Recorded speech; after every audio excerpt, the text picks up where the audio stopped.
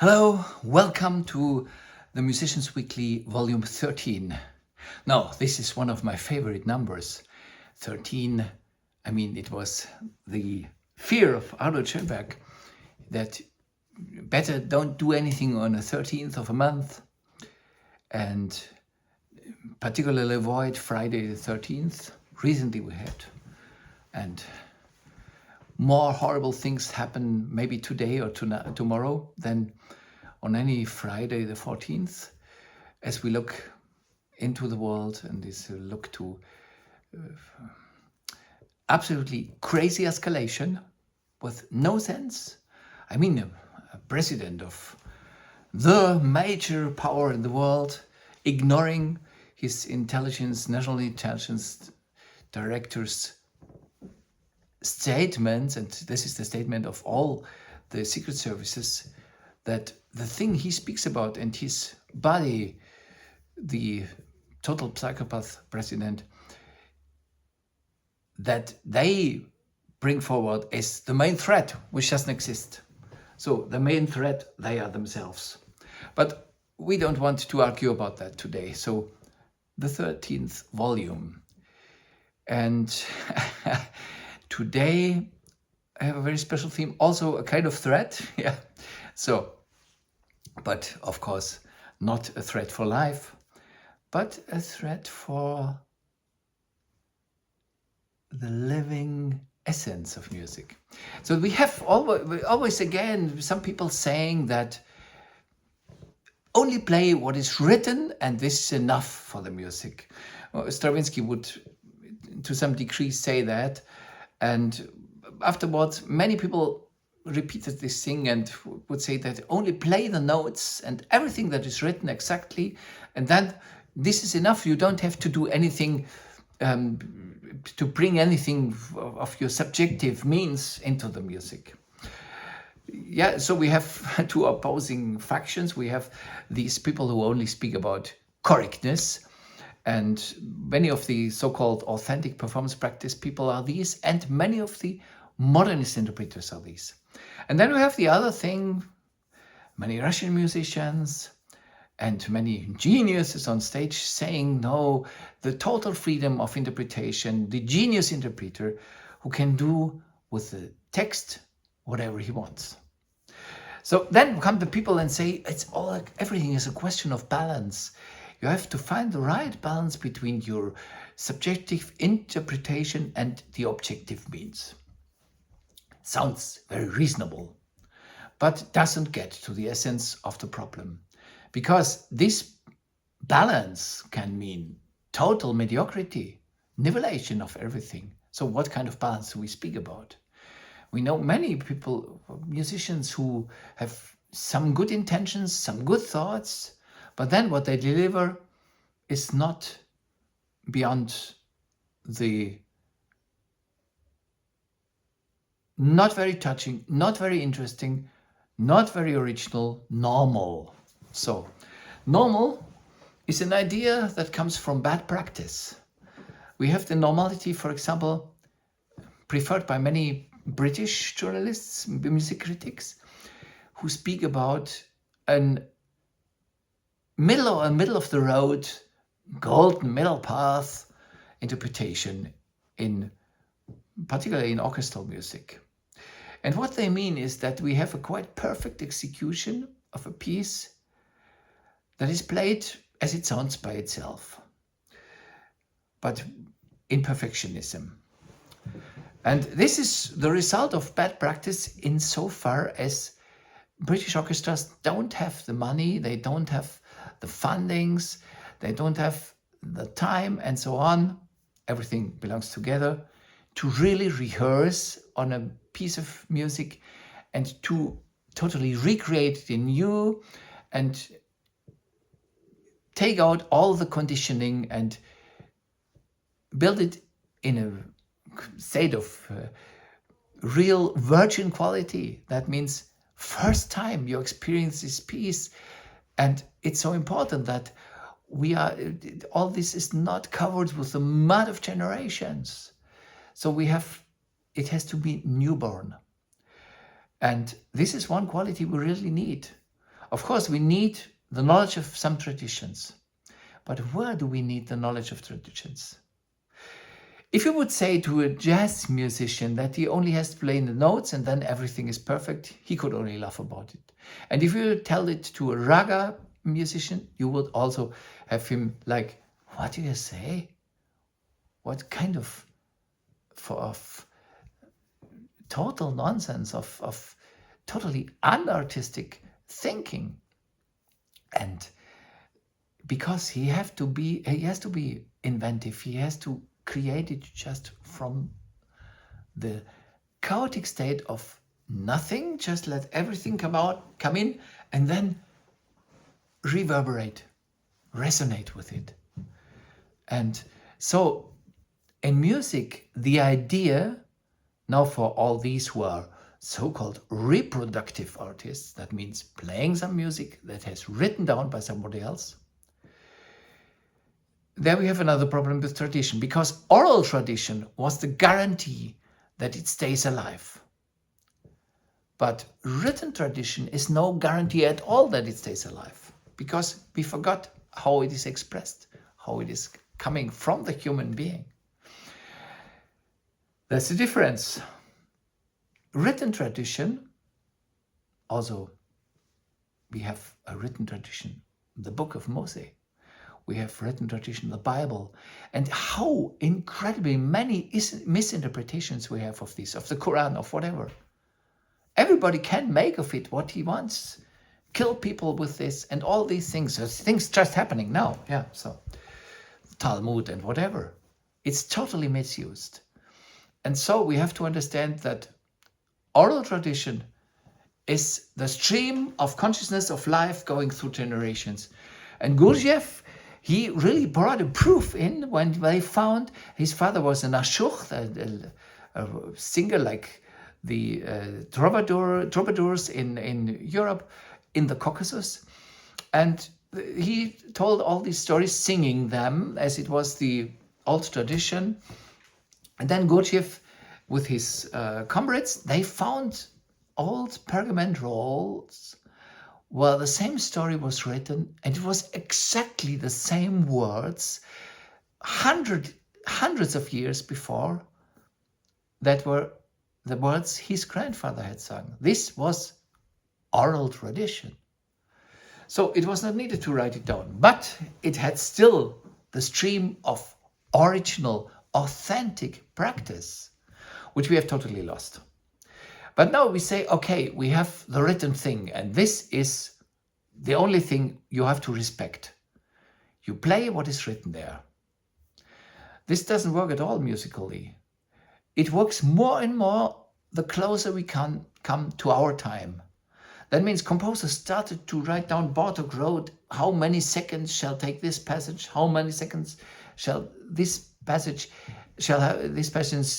go, and so on. So very fearfully avoiding misinterpretation.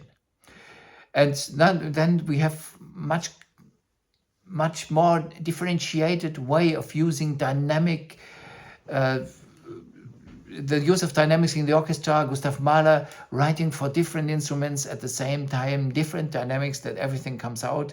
Alban Berg making this a perfect system as far as it can go. And then we have the modernism of people like Ligeti, who write an incredible scale of exact dynamics, which now get an absolute system of dynamics. That means they are directly related to a physical reality, an absolute physical reality. If you have a forte, 4 forte, 5 forte, 6 forte, 8 forte, 10 forte, and the same with the piano and all these things. So you have such a differentiated scale of dynamics, but they are meant absolutely. They are not meant relatively, which is totally different from music before that. So if you have that, and you have to respect that, then the computer becomes much better than the human being, because an artificial intelligence can always differentiate these things and do them exactly, like metronome markings, like dynamic scale, All these things can be done better. But this computer will never understand harmonic tensions, harmonic relations, phrasing of melody, breathing of melody, living rhythm that is really grooving and swimming because it has some irregularity underneath.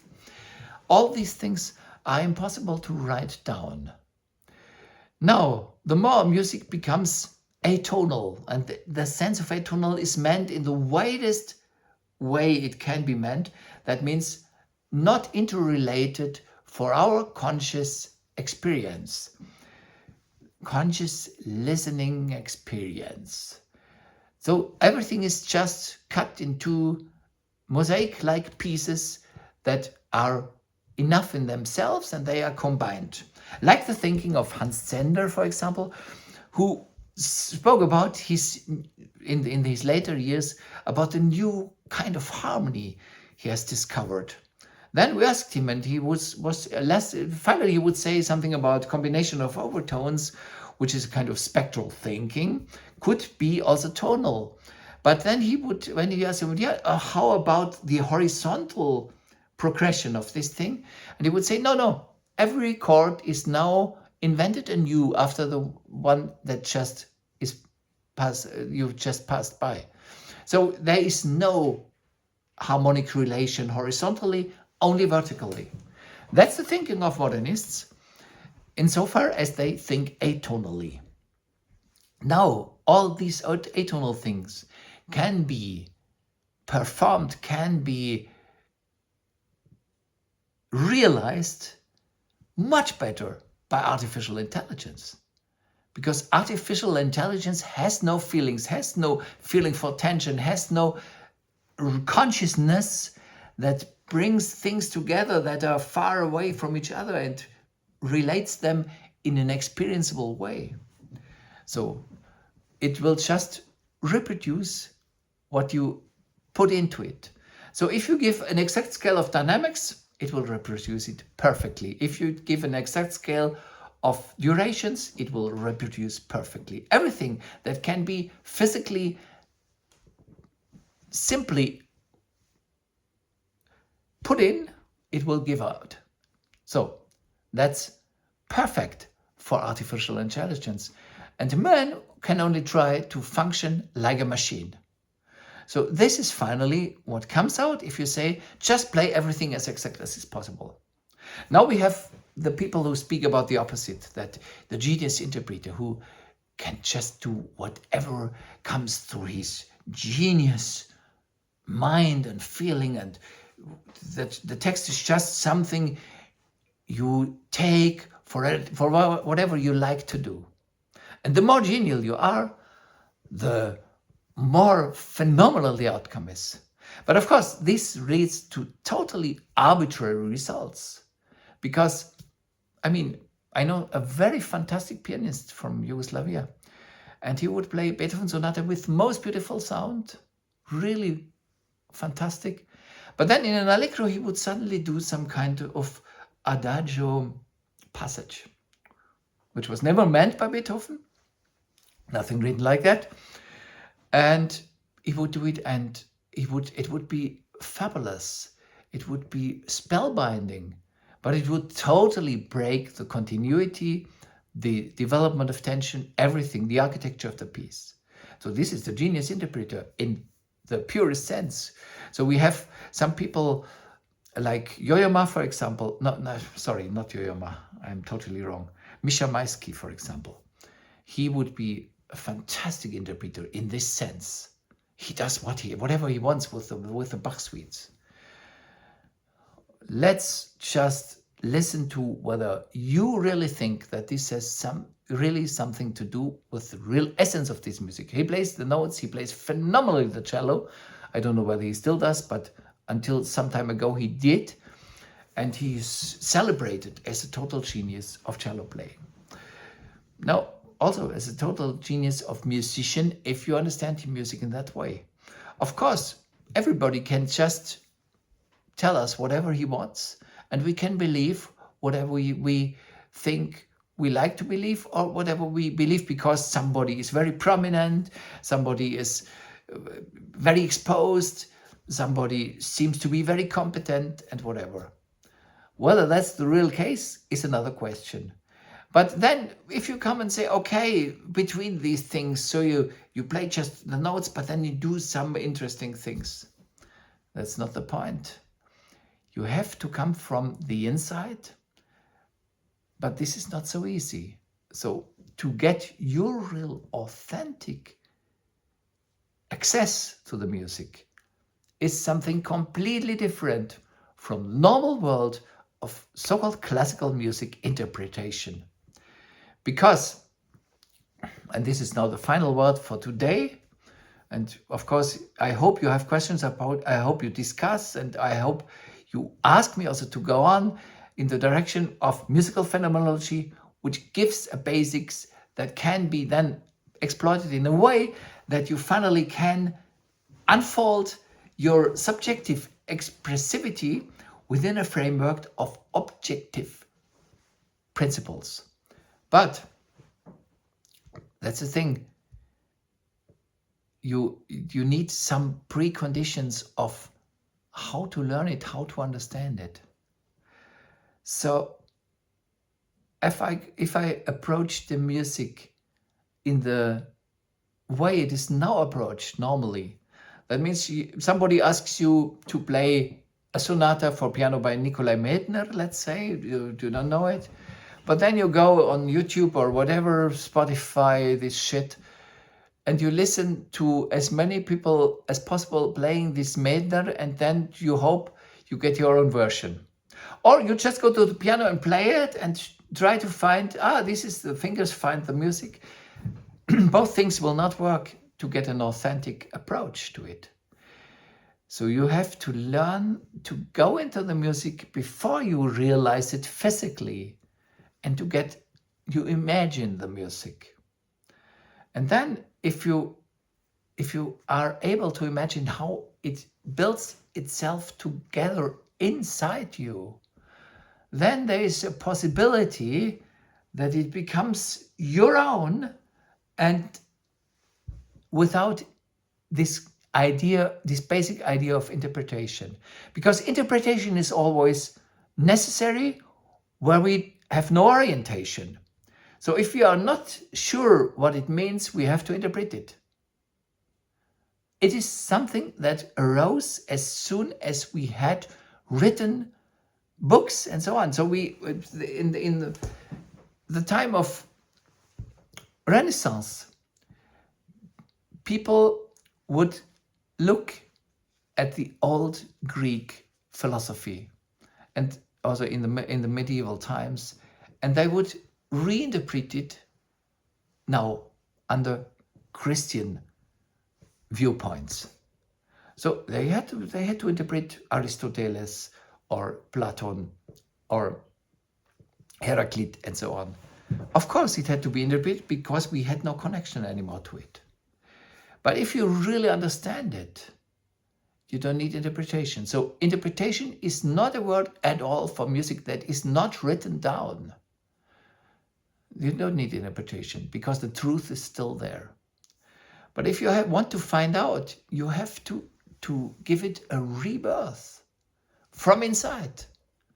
Of course, you have to learn a lot for it, and you will go through errors. But to go through these errors and to do try and error is the only possibility to find something.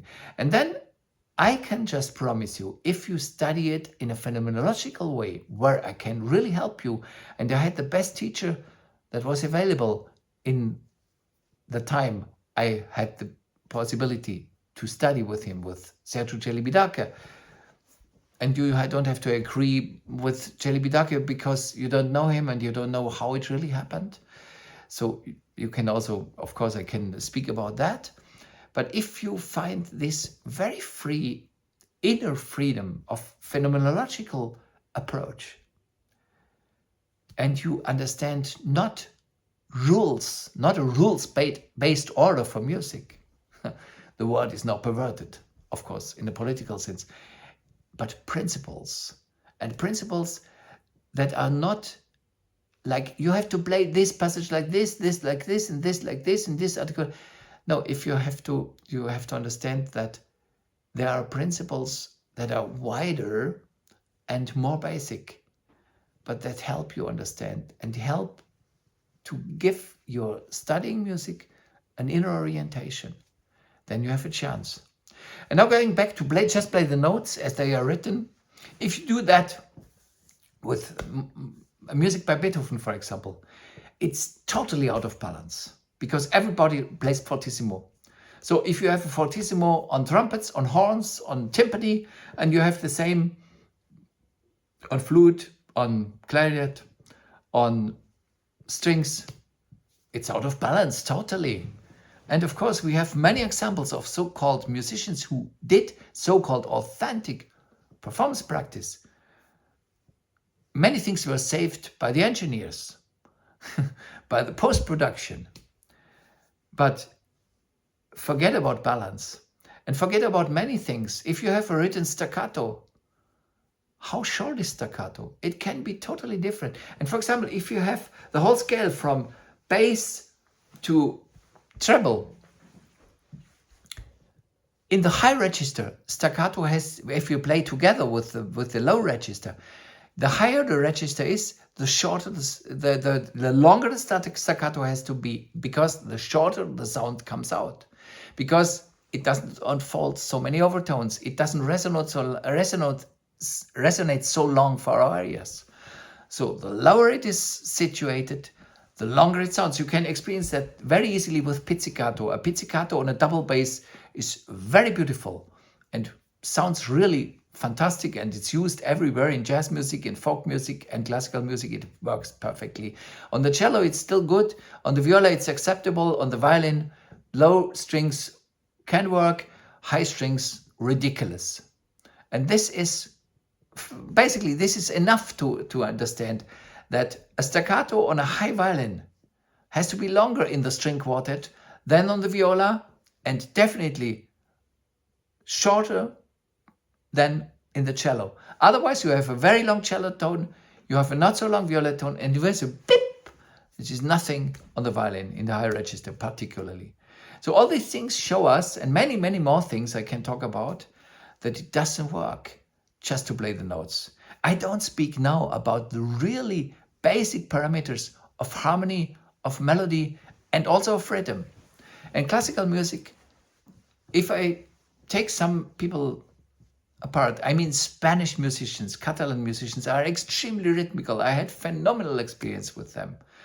I had the honor to conduct the Franz Schubert Philharmonia in Tarragona in Barcelona. And these musicians, many young musicians in a phenomenal orchestra, no rhythmical problems at all. Natural rhythm. Flamenco is in their blood. But normally in classical music, rhythm is a core problem. It's not natural. By the way, particularly when you play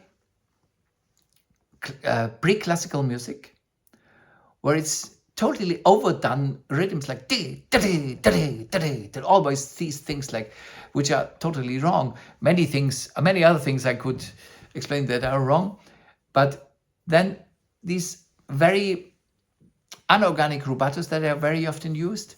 And then we go to contemporary music. Rhythm is just counting. Rhythm is not counting at all. Like conducting is also not counting. Should not be. But I saw in many conductors' scores that it is 16 bars less, and then they really, if it's very similar, they count. And then we are, again, the machine would do this absolutely much better. So just to play what is written is just fine. For artificial intelligence, human being is totally superfluous then. Or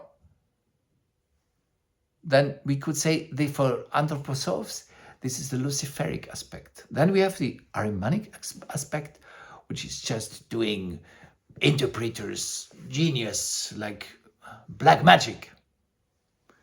But we have to find a third way, which goes between these two extremes, and which can be the way to rediscover real music. So if you're interested, we can work together on these things. And you will see that it's after some time, beginning is a bit unorthodox. Of course, because who does it today? Not many, and most of those who do are not conscious about it. But when you start practicing more and you deconditionize your reflexes and get conscious about everything you do more and more and more, you will find out that none of these two extremes makes sense. And a mixture, which is a kind of compromise between them, of course, is not the solution. The solution is beyond these extremes. So I hope you enjoyed it and see you next time for number 14. All best.